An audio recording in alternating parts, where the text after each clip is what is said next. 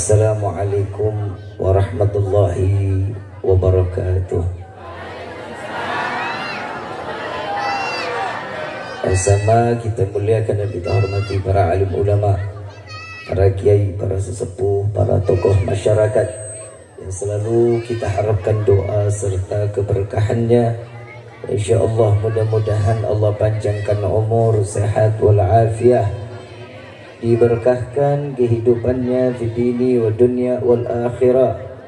Dan insyaallah mudah-mudahan kehadiran beliau-beliau di tempat ini penyebab turunnya rahmah, taufik dan hidayah dari Allah. Amin ya rabbal alamin. Salam ta'zim kami pula sampaikan kepada jajaran pemerintah daerah, baik Bapak RT, Bapak RW, Bapak Lurah atau yang mewakilinya beserta jajarannya, mobil khusus daripada Karang Taruna ya, insyaallah mudah-mudahan Allah panjangkan umur, sehat walafiat, dijadikan niat baiknya penanda nilai ibadah di sisi Allah, jabatan-jabatannya di dunia ini penambah nilai ibadah di sisi Allah. Amin ya rabbal alamin. Bil khusus kepada seluruh hadirin wal hadirat, mukminin mukminat, fahamdan li rabbil hasana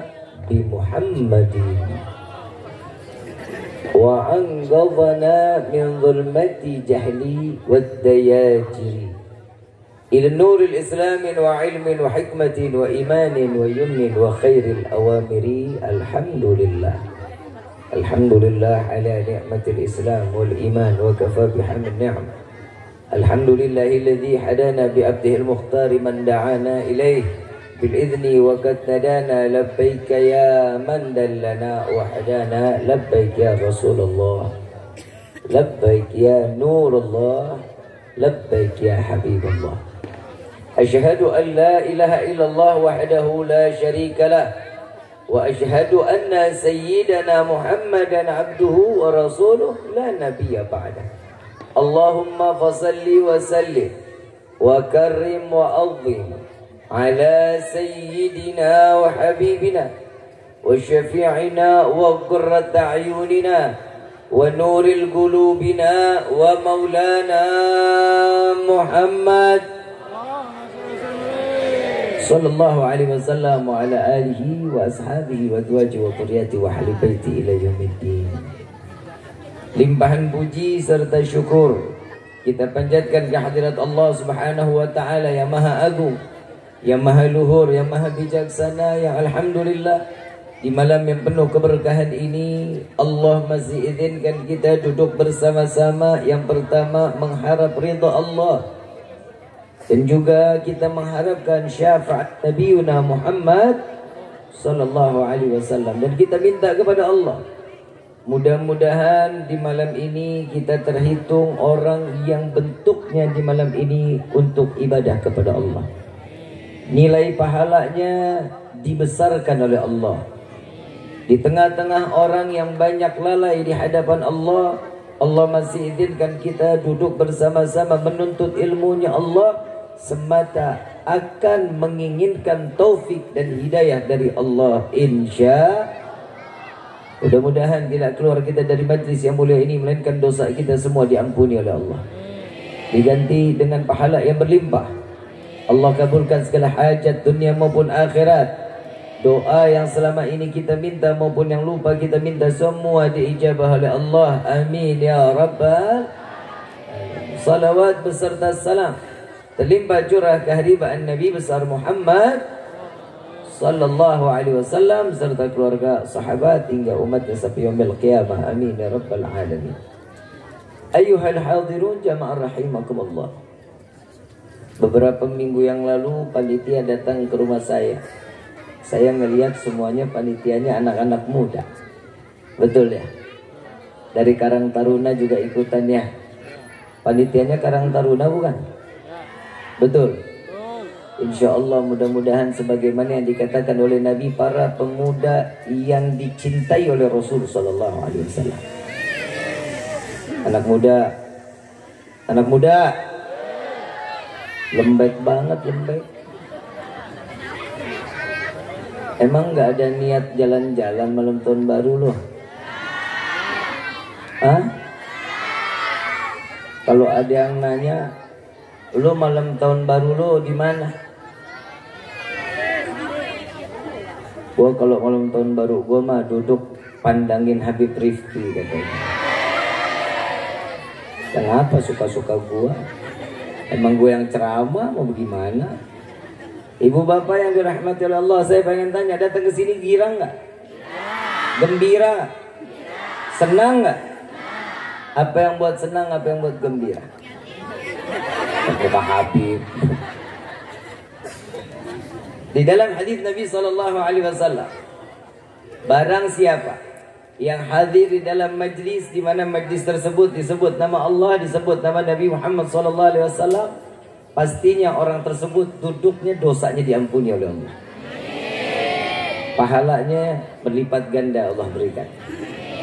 Alhamdulillah. Ini kalau niatnya semuanya lihat duduk majlis ta'lim, nuntut ilmu, ini pasti kita semua nih ingin malam nama kita satu persatu semua di dalam pintu surganya Allah. Amin ya Rabbal. Kalau hitung-hitungan pahala Salat kita belum tentu diterima sama Allah. Betul? Betul? Termasuk saya. Bukan berarti saya duduk di sini saya orang yang paling saleh, orang yang paling khusyuk di dalam salat. Tapi Al-Habib Ali bin Muhammad bin Husin Al-Habsyi, beliau mengatakan, barang siapa yang ingin mencari tempat di mana taubatnya diterima oleh Allah, datang ke majlis maulid. Orang yang datang ke majlis maulid, taubatnya pasti diterima oleh Allah. Orang yang mencari hidayah datang ke majlis maulid karena adanya siraman hidayah Allah berikan di dalam majlis tersebut, insya Allah. Alhamdulillah, maulid bulannya udah jauh banget. Rabiul Awal udah lewat belum? Sekarang udah masuk Jumadil akhir awal akhir. Maulidnya udah lewat, Rabiul Awalnya udah lewat. Alhamdulillah. Yang namanya wilayah Bekasi ini masuknya Kabupaten Bekasi kan ya? Hah? Kota Madya Bekasi. Kota Madya Bekasi. Alhamdulillah, saya kemarin malam 26 tanggal 25 Desember kita kumpul sama-sama di alun-alun Bekasi bareng sama Majlis Al-Munawwir. Majlisnya Maulid Akbar. Dan alhamdulillah ini malam orang yang dimana orang-orang pada lalai, ini malam duduk lagi adanya di Kabupaten Bekasi, di Kota Madya Bekasi. Ini saya lagi pikir-pikir kayaknya saya bakal punya rumah di daerah Bekasi kayaknya itu. Ada patungan dah. Ibu bapak yang dirahmati oleh Allah, ternyata Kabupaten Bekasi ini, jujur saya di Bekasi ini kurang lebih hari ini, malam ini saya ada 3 acara di Kabupaten Bekasi. Mau di kota, mau di Bekasinya, mau di mana, maksudnya gue seluruhnya. Lu sirik aja lu. Orang belum selesai ngomong udah main diputus-putus aja. Dari sini pindah lagi 3 terakhir di Tanah Abang, di Blok A Tanah Abang bersama Majlis Nurul Mustafa bersama Al-Habib Hasan bin Ja'far As-Saggaf. Ternyata malam ini orang yang pada sibuk ngurusin masalah dunia, nyari ketenangan dalam dunia, senang-senang di dalam dunia, tapi alhamdulillah masih banyak umat Islam yang masih duduk taat ibadah kepada Allah. Ingat nggak kemarin ada BMKG mengatakan 27 Desember sampai akhir tahun, sampai tanggal 1 Januari ini akan ada badai besar wilayah Bekasi, Tangerang, Jakarta. Benar? Betul? Yang mau bikin masalah siapa? BMKG cuman bisanya menerawang. Kalau boleh dibilang bisa terjadi, bisa enggak. Tapi alhamdulillah Allah masih selamatkan kita. Allah jauhkan kita dari bencana. Alhamdulillah. Udah bencana lewat, ini malam di mana kalau kita bilang di HI, jalurnya ditutup, bikin 7 panggung untuk menyambut tahun baru. Ini kira-kira yang nyari bencana siapa? Yang nyari bencana siapa? Dia yang nakut-nakutin kita, dia yang jemput bala. Tapi alhamdulillah, mudah-mudahan apa yang dilakukan di dalam kota Madia Bekasi ini membawa keberkahan bagi seluruh negeri kita. Amin ya rabbal alamin. Ayuhal hadirun jamaah rahimakumullah. Perayaan Maulid Nabi Muhammad sallallahu alaihi wasallam yang pertama wajib diyakini dengan iman, nggak boleh dengan akal. Kalau dengan akal nggak akan sampai perayaan Maulid ini. Banyak orang yang melakukan perayaan Maulid dibandingnya dengan akal, dinilainya dengan akal, maka nggak akan sampai. Karena perayaan Maulid hanya dilakukan buat orang yang beriman dan cinta kepada Nabi Muhammad sallallahu alaihi wasallam. Saya mau tanya, cinta nggak sama Nabi? Cinta nggak sama Rasulullah? Salat subuh tadi jam berapa?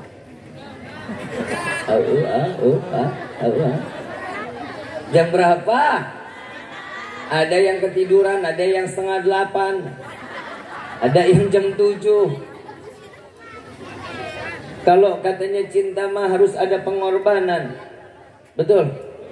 Tapi kalau cintanya zaman sekarang kan banyaknya kebohongan, betul kok enggak? Apalagi kalau udah anak muda, la ilaha illallah, ngomong cinta kayak lalapan. Baru pacaran abi umi, ayah bunda, begitu putus jadi janda.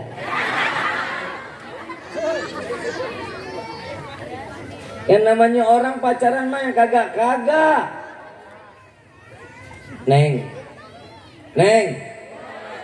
tidur. Neng, kalau ada laki bilang cinta jangan mau, blow on lu kalau diterima mah. Kalau datang nyamperin orang tua ngasih mahar, alhamdulillah terima. Perempuan yang paling murah maharnya itulah yang dicintai oleh Allah. Bukan berarti perempuan itu murahan. Perempuan itu mahal. Ada maharnya, ada nilainya. Jangan cuma dikasih bunga, makasih ya. Bunga disimpan sampai buluk, sampai layu tuh bunga. Ditanya, tuh kenapa bunga disimpan di dalam kamar? Ada kenangannya dong mother. Ada kenangan apa? Lu cintain bunganya lu simpan, tuh laki lagi selingkuh. Yang namanya cinta mah kalau zaman sekarang cintanya ditutup dengan kebohongan, tutup dengan kemaksiatan, tidak ada kejujuran. Tapi Nabi Sallallahu Alaihi Wasallam, barang siapa yang mencintai Nabi, wallahi pasti akan dibalas cintanya oleh Nabi Muhammad Sallallahu Alaihi Wasallam. Kalau cintanya kita sekarang kan cuma bertepuk sebelah tangan. Yang satu bilang cinta, yang satu entarlah mikir-mikir dulu. Neng, kalau ada yang menyatakan I love you, bilang sorry, gue bukannya orang yang gampang. Lu bilang I love you, gue jatuh cinta. Gue butuhnya laki-laki yang datang ke gue ngucapin qabil tuh. Entu perempuan yang luar biasa. Ini kayak sekarang begini nih, perempuan-perempuan nih. Tadi saya begitu mau masuk, ya Allah, paha ayam sama paha perempuan lebih mahal paha ayam. Emang ngapa orang pakainya pendek-pendek banget? Habib kok lihat, nah ada di depan mobil gua. Nggak dilihat mubazir, dilihat dosa. Coba kita lihat ini perkumpulan kayak gini kan perkumpulan yang dikangenin sama Nabi Muhammad SAW. Syekh Abdurrahman Ad-Diba mengatakan di dalam rawinya, ahdiru qulubakum ya ma'syara dhawil albab hatta ajlu walakum mara'isa ma'ani ajalil ahbab al-maghsusi bi asyrafil algab ar-ragi ila hadratin malikil wahab. Hadirkan hati kalian wahai para pemilik akal. Yang ditegur pertama adalah hati, karena hati adalah tempatnya di mana iman itu bersemayam. Lalu saat dikatakan hati, yang ditegur lalu akal. Kenapa Syekh Abdurrahman Ad-Diba tidak mengatakan akal dulu baru hati? Tapi Syekh Abdurrahman Ad-Diba tahu betul setiap orang yang dicintai pasti dilakukan dengan hati. Karena perayaan Maulid nggak bisa dengan pakai akal. Kalau kita lahir boleh diakalin, tapi Nabi kelahirannya nggak bisa diakalin. Yang pertama, kelahiran kita ada HPL, betul? HPL apa bu artinya tuh bu? Hari proses, oh hari, iyalah begitulah ya. Gue kagak bunting sih, gue bingung jawabnya. Ada HPL, hari ketentuannya, kira-kiranya itu akal apa hati? Akal apa hati? Ada bayi yang nyungsang, ada. Kalau orang dulu ada operasi, ada. Ada nggak? Nggak ada. Semua normal. Punya anak 11 lahir normal. Nggak ada sesar, nggak ada. Sekarang ada apa nggak? Itu karena pakai akal. Sesuatu yang dipakai akal bisa terjadi baik, bisa terjadi buruk. Betul apa betul? Tapi kelahiran Nabi Muhammad SAW tidak digunakan dengan akal kecuali dengan iman.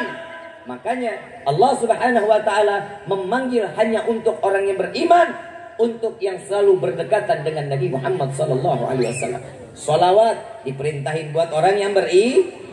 Orang yang mencintai Nabi sama seperti orang yang mencintai para alim ulama. Orang alim ulama yang dicintai sama seperti dia mencintai Nabi Muhammad sallallahu alaihi wasallam. Alhamdulillah depan kita banyak para alim ulama, banyak kiai. Pandangin mereka sama sebagaimana pandangan Nabi Muhammad sallallahu alaihi wasallam. Hati yang dipanggil. Ada yang ngomong, ngapain sih perayaan Maulid ini kan? Perayaan Maulid ini enggak diwajibin.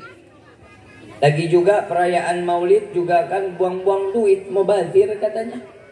Saya mau tanya yang hadir di tempat ini, perayaan Maulid kayak begini mubazir apa enggak? Buang-buang duit apa enggak? Hadir ke sini semuanya dapat snack ada?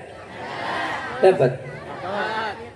Niatnya snack apa mau dengerin ceramah? Mau dengerin ilmu apa karena snack? Tuh, orang datang ke sini mah hatinya ikut apa yang dicintainya. Kalau cinta aja kepada Nabi, insya Allah semua rezeki Allah buka buat kita. Insya. Ini janji Nabi Muhammad SAW.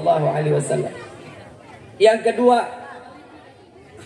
kalau dibilang acara Maulid seperti ini adalah seseorang yang menjalankan ibadah seperti ini adalah orang-orang yang menyesatkan, saya pribadi jika harus masuk ke dalam neraka untuk karena perayaan Maulid seperti ini, saya minta kepada Allah, ya Allah, saya ridha untuk masuk ke dalam neraka karena kami mencintai Nabi Muhammad SAW.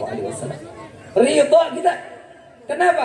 Karena Nabi yang pasti akan nolongin kita. Tugasnya kita hanya mencintai dan mencontoh apa yang dijalankan oleh baginda Rasulullah SAW. Banyak orang-orang yang nggak ikutin Nabi SAW. Kenapa? Yang pertama, antara anak dengan orang tua nggak ada mencontohkan Nabi Muhammad SAW. Saya mau tanya sama ibu-ibu, waktu hamil sakit nggak? Capek nggak? Pegel nggak? Resiko. Kenapa? Memang tempatnya pembuahannya di situ. Pak, insya Allah kita mah nggak bakal mampu ikutan bunting, Pak. Kita yang namanya perempuan kalau udah ngidam aja nyusahin, Pak. Saya kemarin lagi acara di Kerawang kalau nggak salah, saya turun panggung dijegat saya sama emak-emak bunting. Kan gue bingung, panitia udah pada panik. Oh, ini Habib kenapa nih perempuan nih bunting datengin Habib? Saya tanya, ini kenapa Bu, ada apa? Habib minta tolong dong doain. Biar apa? Kali anak saya ntar keluar mirip sama Habib. Lah! Saya tanya, suaminya mana? Datang suaminya. Ya Allah, mana pesek. Mata belok. Begitu lahir mirip gue kan beneran fitnah. Udah perempuan mah macem-macem. Siti Aminah wallahi tidak mengalami satu ngidam yang memberatkan Siti Aminah. Gak pernah ngerasain ngidam, gak pernah ngerasa kebebanan di dalam perutnya. Ada janin seorang bayi yang diridhai oleh Allah. Ibu 9 bulan masih bisa jalan-jalan ke pasar, bisa. Jalan udah pegang-pegang dikit lagi, duduk lagi. Kenapa? Berat, capek, kan begitu.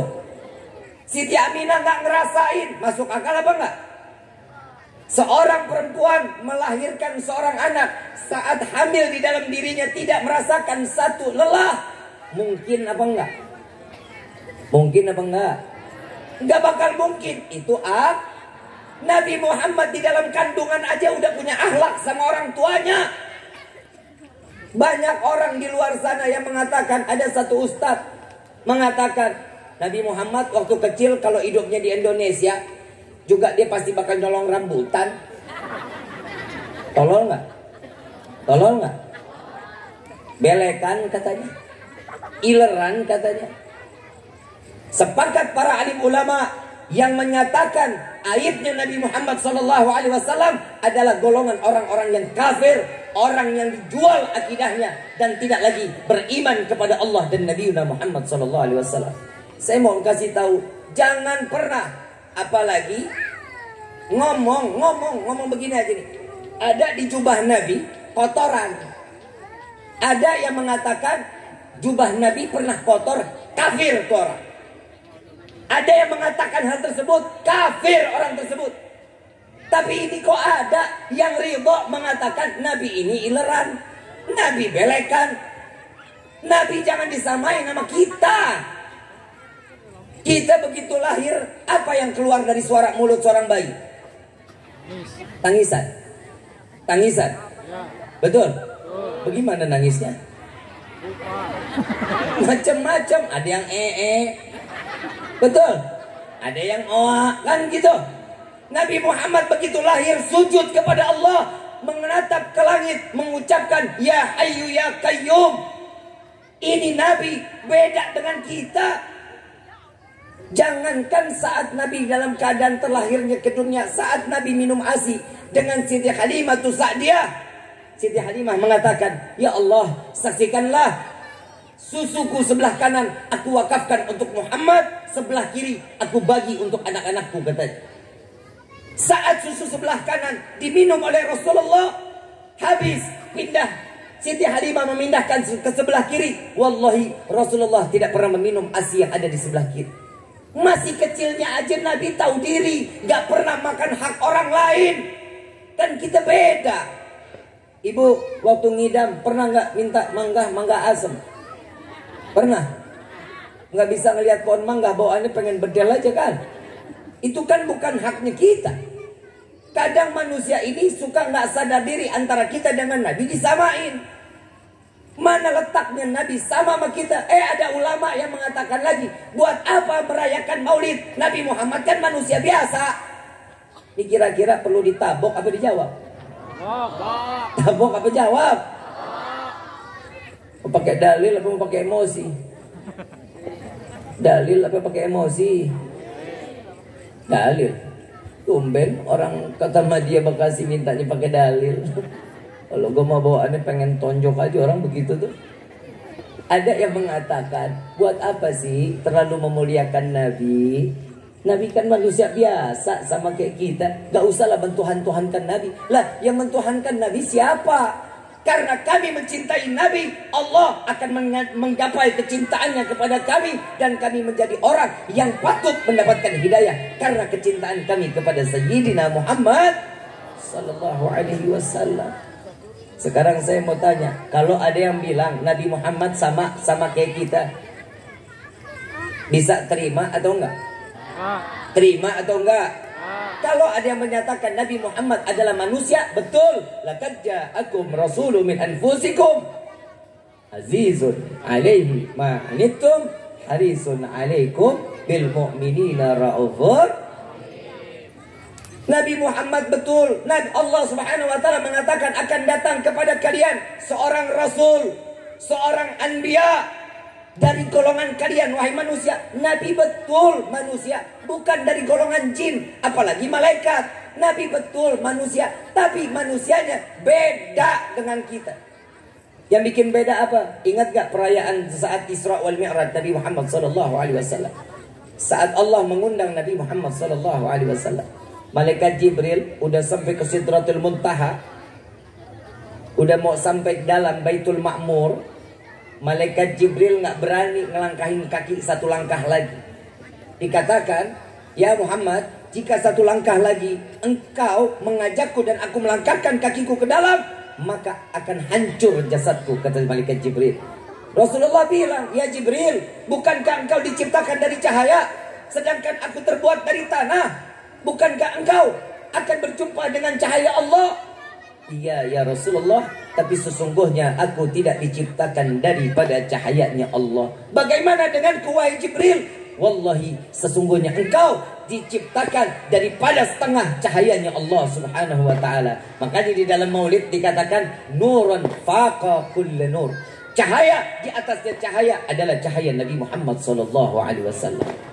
Ini kita ngomongin cahaya dulu nih, boleh apa enggak? Boleh apa enggak? Saat dimana ada satu sejarah Nabi Muhammad kalau lewat tengah hari ada awan di atasnya, terhaling matahari untuk terlihat Nabi Muhammad SAW. Pernah dengar nggak riwayat itu? Pernah dengar sejarahnya? Kenapa awan ngikutin?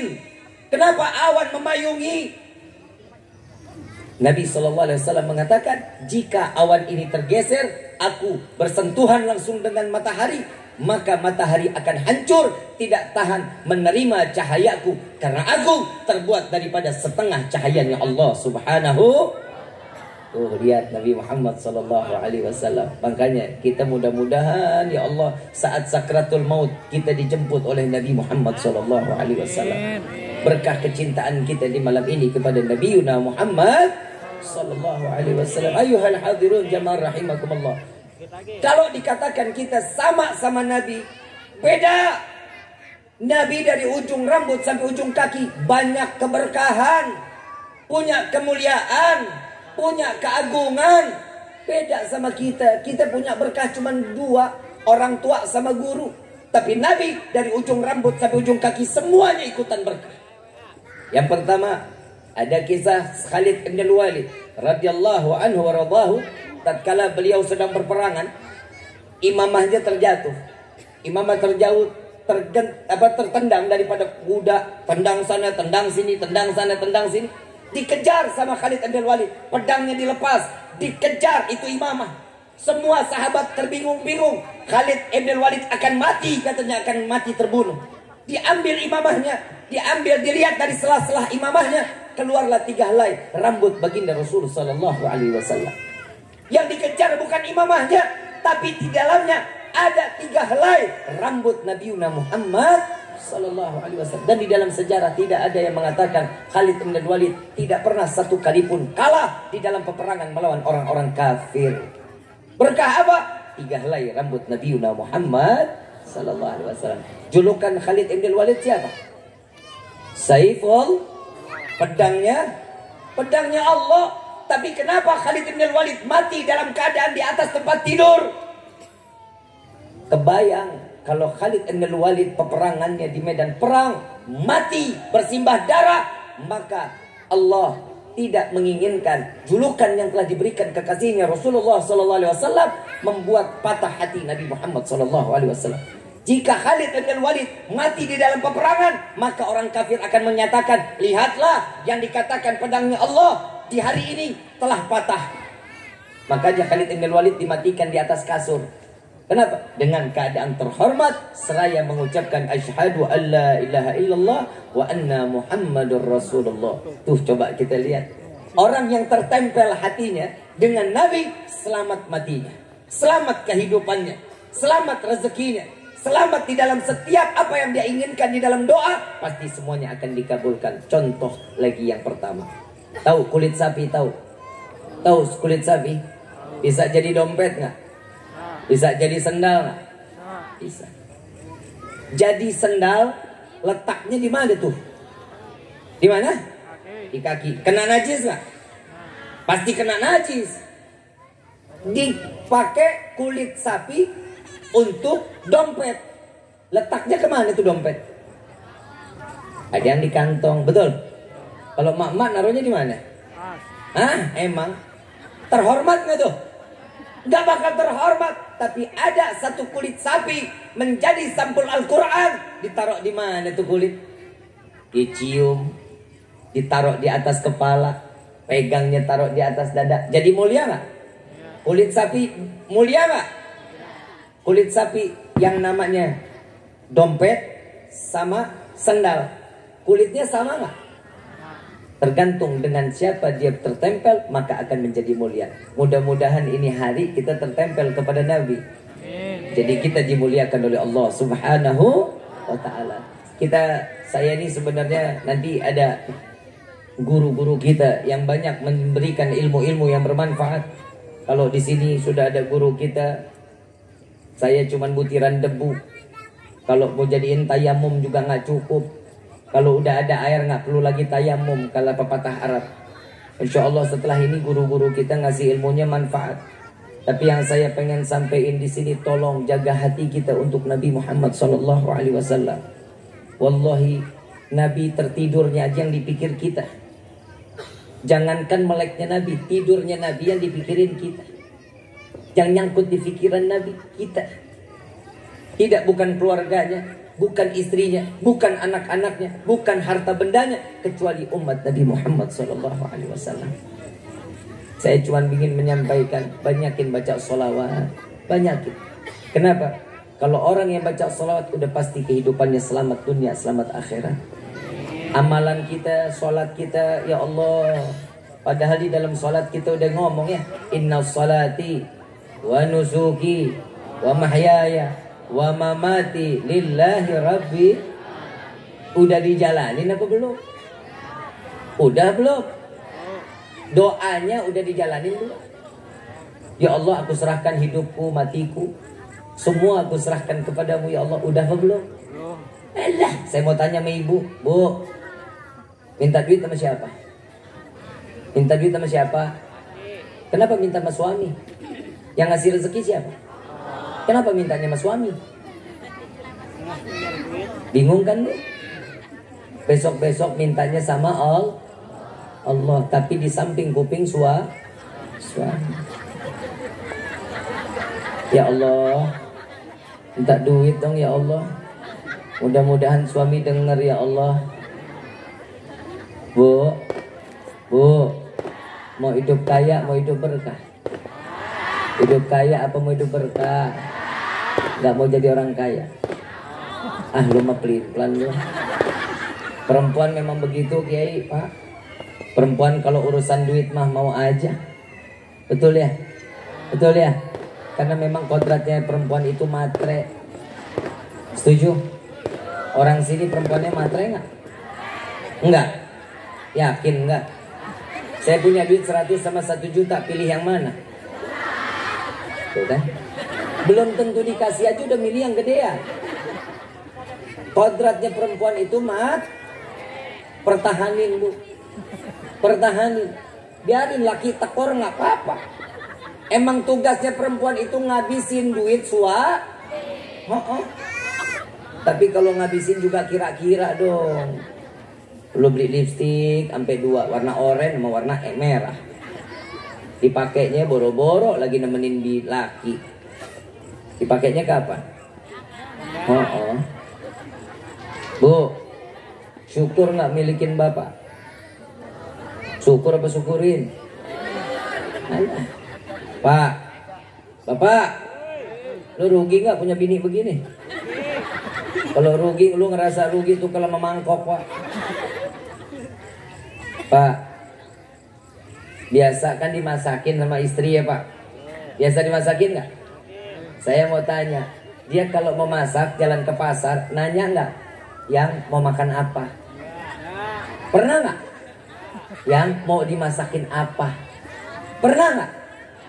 Cintanya dusta.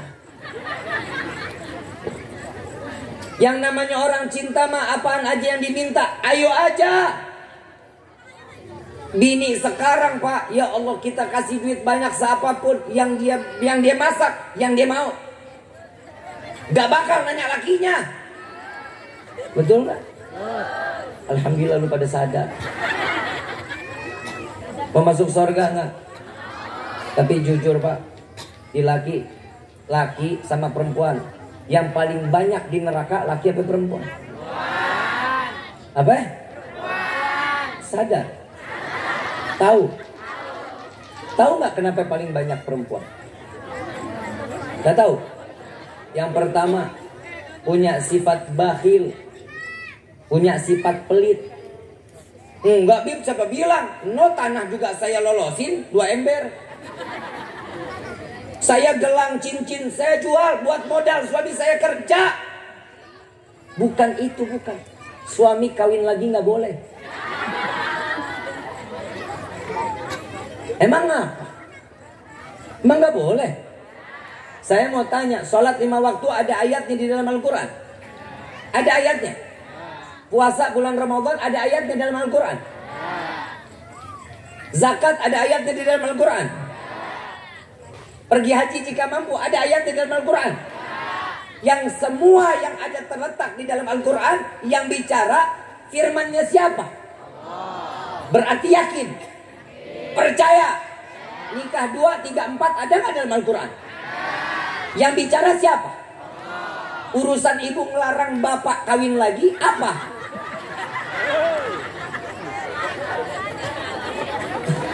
Ini gue kayaknya diundang kemari pertama dan terakhir ini. Saya mau tanya, ibu alasannya ngelarang suami kawin lagi apa? Takut nggak adil? Yang adil hanya milik Allah sama Nabi. Manusia mah nggak ada yang adil. Betul nggak? Karena tahu, Nabi Muhammad ini tahu, Allah ini tahu bahwa perempuan itu pikirannya selalu bercabang kalau udah punya anak 1 sampai 2. Suami nggak bakal lagi diurusin. Jujur Pak, bener apa enggak? Bener apa enggak? Punya anak 1, 2, bapak diurusin gitu? Nggak bakalan.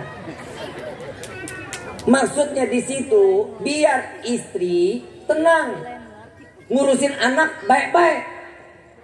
Bapak kawin lagi biar ada yang ngurusin bapak.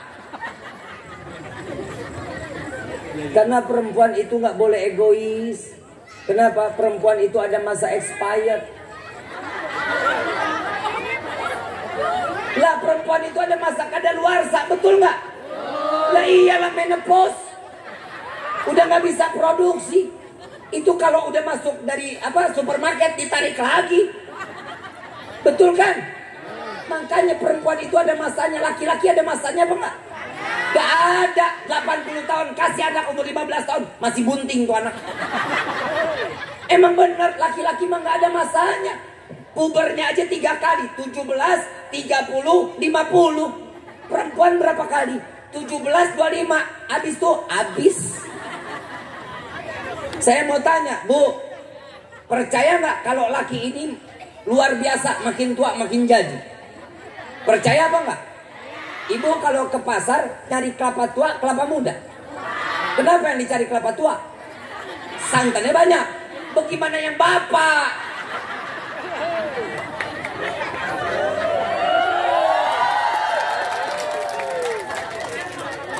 Bu, di ayat selanjutnya dikatakan apa? Bagi yang berani. Bagi yang berani. Saya mau tanya, Bapak berani apa kagak? Habib, saya punya kemauan tapi saya nggak punya keberanian, Habib. Makanya Pak, kalau ada satu ditimbang-timbang yang baik Pak. Ya Pak, dielus-elus yang sayang. Lihat Nabi Muhammad kepada istri-istrinya luar biasa Pak, sayangnya bukan main Pak, manja-manjanya luar biasa. Kalau ada istri samperin bapak, mau duduk di paha bapak, mau tiduran di paha bapak, kasih aja. Lu kok hahaha lu? Nggak pernah emang? Nggak pernah? Ini malam Pak, rejang Pak, sini tidur. Bu, pernah minum 1 gelas berdua sama suami? Pernah? Pernah? Diri apa duduk minumnya? Hah? Duduk.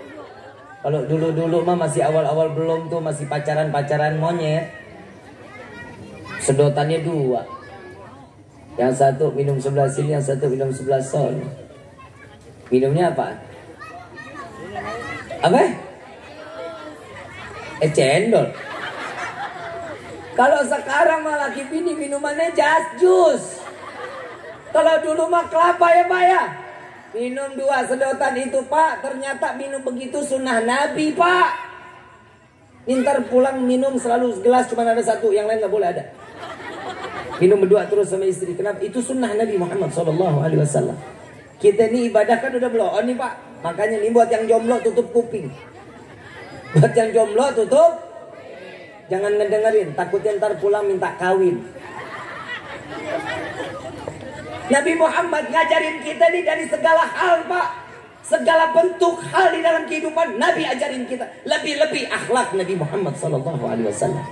Akhlak Nabi jangankan sama manusia, sama binatang aja luar biasa. Bagaimana akhlak dengan keluarganya? Nabi Muhammad SAW adalah orang yang paling pandai. Ayuhal hadirun jamaah rahimakumullah. Nabi Muhammad SAW seseorang yang selalu memikirkan kita di dunia sampai ke akhirat. Yang terakhir dari saya ingin sampaikan ada satu kisah Nabi Muhammad SAW yang betapa mencintai umat Nabi Muhammad SAW. Pernah dengar saat peristiwa Nabi SAW saat sakratul maut? Pernah dengar? Pernah dengar? Yang dipanggil siapa? Ummati, ummati, ummati. 3 kali Nabi Muhammad SAW mengatakan. Lalu yang kedua, aqimis salah, aqimis salah, aqimis salah. Dirikan salat. Ini wasiat Nabi Muhammad SAW. Dan ada satu lagi. Sebelum sakratul maut ini terjadi, 2 malaikat datang. Yang pertama malaikat Jibril menjadi tamu Rasulullah SAW. Yang kedua datanglah malaikat maut. Lalu ditanya oleh Nabi Muhammad SAW, wahai malaikat maut, engkau datang untuk berjumpa denganku, untuk mengambil rohku, atau apa yang kau diperintahkan oleh Allah? Apa jawaban daripada malaikat maut? Wahai Rasulullah, wallahi aku diperintahkan oleh Allah untuk menjemput rohmu untuk kembali kepada Allah Subhanahu wa ta'ala. Tapi jika engkau di hari ini tidak menginginkan, maka aku akan kembali kepada Allah dan mengatakan bahwa engkau belum siap. Wahai Rasulullah, apa jawaban Nabi Muhammad SAW? Ambillah apa yang diperintahkan oleh Allah, segerakan, kata Nabi Muhammad SAW. Tapi satu, wahai Jibril, dengan tetesan mata, air mata Nabi Muhammad SAW. Ya Jibril, sampaikan kepada Allah, bagaimana nasib umatku di akhir zaman? Bagaimana nasib di akhirat umatku ya Jibril? Sampai kepada Allah. Lalu Allah mengatakan, 1 tahun sebelum dia wafat, dia bertaubat kepadaku, pasti taubatnya diterima oleh Allah Subhanahu wa ta'ala. Apa jawaban Nabi? Ya Allah, jangan terlalu lama. Bahwa umatku adalah manusia-manusia yang lalai, lemah di dalam ibadah. Hari ini taubat, besok dia maksiat lagi. 1 bulan sebelum kematiannya, jika dia bertobat kepada Allah, maka akan aku terima tobatnya, aku ampuni dosanya. Jangan ya Rabb, umatku lemah, akan besok berbuat lagi kemaksiatan. Sampai dikatakan oleh Nabi SAW di dalam salat ada Habib Ali, Sayyidina Ali karamallahu wajhah, dan Siti Fatimah bintu Muhammad Rasulullah SAW, dan juga termasuk Sayyidina Abu Bakar Siddiq. Ini rawi panjang luar biasa. Akhir singkatnya dari Nabi Muhammad SAW dikatakan, wahai Israel, cabutlah. Dari mana engkau ingin mencabut rohku? Ya Rasulullah, dari mana yang kau inginkan? Tatkala Nabi ingin mengingat tersebut, maka Nabi SAW mengatakan kembali kepada malaikat Jibril, ya Jibril, apa yang akan disampaikan oleh Allah mengenai umatku kelak di akhir zaman? Apa jawaban daripada malaikat Jibril?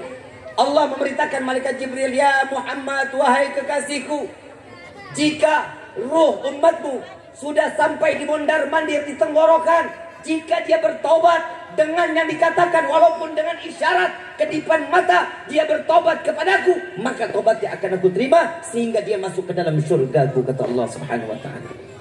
Kita bikin dosa sebanyak apapun, sampai di ruh kita udah sampai di kerongkongan, kita tobat kita pasti akan diterima oleh Allah Subhanahu wa ta'ala. Jazaallahu anna sayyidana Muhammadan sallallahu alaihi wasallam bima huwa ahluh.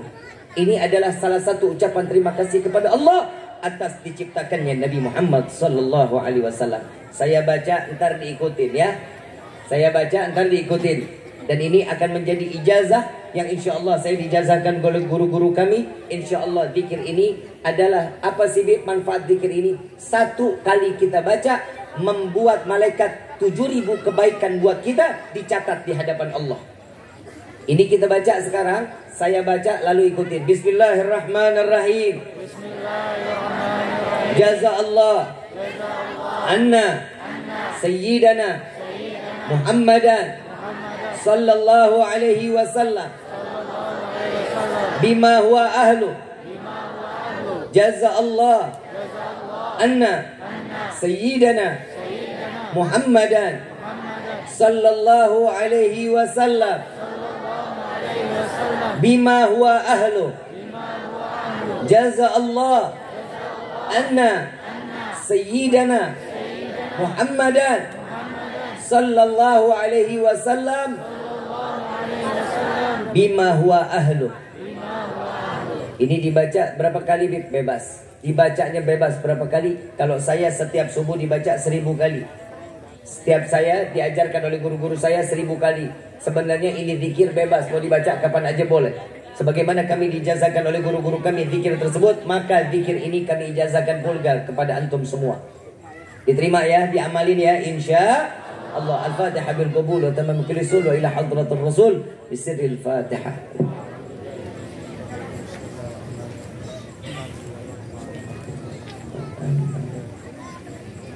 Mudah-mudahan kita keluar dari tempat ini membawa cinta yang lebih lagi kepada Nabi Muhammad SAW. Allah tetapkan iman Islam kita sampai ajal menjemput kita. Kita dimatikan dalam keadaan husnul khatimah. Amin ya Rabbal. Kurang lebihnya mohon dibukakan pintu maaf yang sudah-sudah. Wabillahi taufiq wal hidayah. Wassalamualaikum warahmatullahi wabarakatuh.